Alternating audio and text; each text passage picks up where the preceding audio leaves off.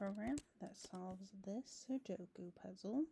So we have the input, and you can see that our output solution is the correct solution. So for my analysis, I have the logic of how we solve Sudoku here, and what I'm doing is I'm going through different iterations that showcase how we place the digits of 1 through 9 into our solution grid. So what we know about Sudoku is that each row, each column, and each quadrant can only have one instance of each of these digits. So this is the original puzzle that we're solving. It's different from my program. The puzzle is different, but the logic remains the same. So we start with digit 1 and we cross-hatch each row.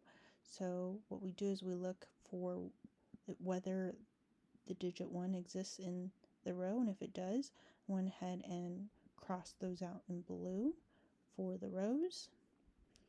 We cross-hatch each column, so we check each column for digit 1, and I cross-hatched those out in green.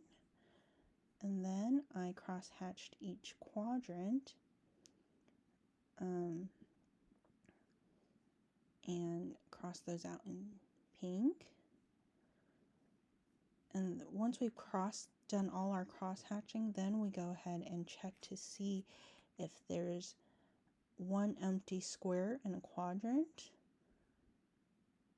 row, or column. And in this iteration, there's actually only one empty square in the quadrant 0.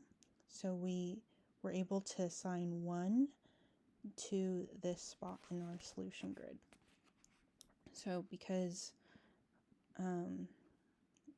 we were able to find an empty square, we go ahead and reset our crosshatch, and we go back to the beginning and we try digit 1 and we re-crosshatch our rows, columns, and quadrants and see if we can find another empty square to assign. We were able to do that, so we re-crosshatch and try 1 again, and then in this iteration we see that there wasn't actually a quadrant we could assign it to, but there was a row. So we reset it again, and in this iteration we weren't able to assign 1 to a quadrant, a row, or a column.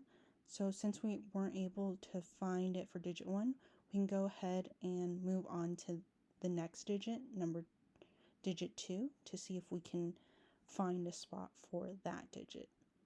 And we were. And so we reset it, and when we reset it, we do go back to digit 1 before we move on to digit 2. So we were able to find 1 for digit 2, and then we go back to digit 1, and we are able to find a spot for 1 again. And I continued going through iterations until I placed all of my 1s, and just did a few more.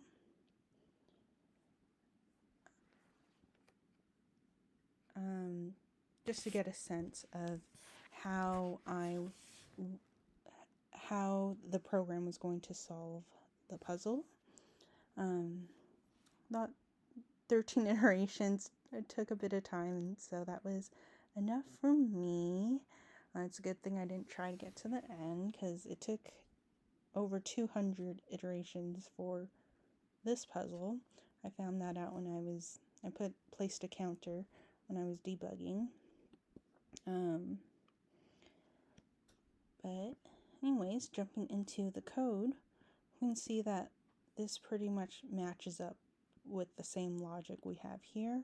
So this is my main Sudoku Solver function. So we are resetting the crosshatch array here, just so we have, you know, a fresh, clean slate to work with when we are crosshatching. So we crosshatch each row, each column, each quadrant. We're doing that for digits 1 through 9. And once after we've crosshatched, we check to see if there are any empty squares. We check the quadrant first. So if there's an empty square in the quadrant, or an empty square, one empty square in a row, or one empty square in a column, then we go ahead and go back to digit 1. It says digit 0 here because we're going to increment up, and it'll be 1 again. So we have our input, and that's the function that solves it. So we are now I'm going to show you the helper functions that for crosshatching and for checking the empty squares. So we'll scroll up to the top. All right, this is the function that displays my Sudoku grid.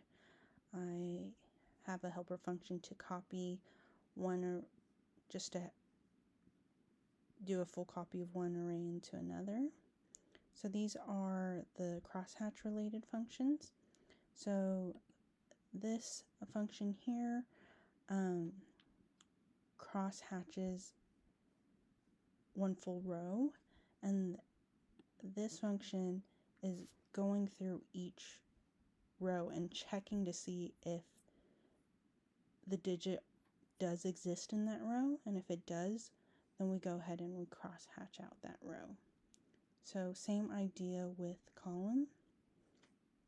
We are checking to see if a column has the digit, and if it does, let's go ahead and crosshatch out that column. Same idea with the quadrant. So we're going to crosshatch each quadrant, and if we find that digit in the quadrant, then we're going to go ahead and crosshatch out that whole quadrant. So these are my helper functions for checking if there's one empty square. I have this function that actually returns, it counts up the number of empty squares in the quadrant, and I use that here. So if the number of empty squares equals 1, then I go ahead and I can assign that digit into the solution. So I do that here, passing in the crosshatch to get my row and column, and then I'm able to assign that row and column, that cell, the digit to my solution grid. So we're checking for quadrants. Here we, same idea, but we're checking the rows. So we get the number of empty squares in a row. So we're checking each row, and if there's only one empty square, we update the solution. Update the solution. And then same goes for the column. We're getting the number of empty squares in each column. If there's only one empty square, we update the solution with with the digit. And that's it.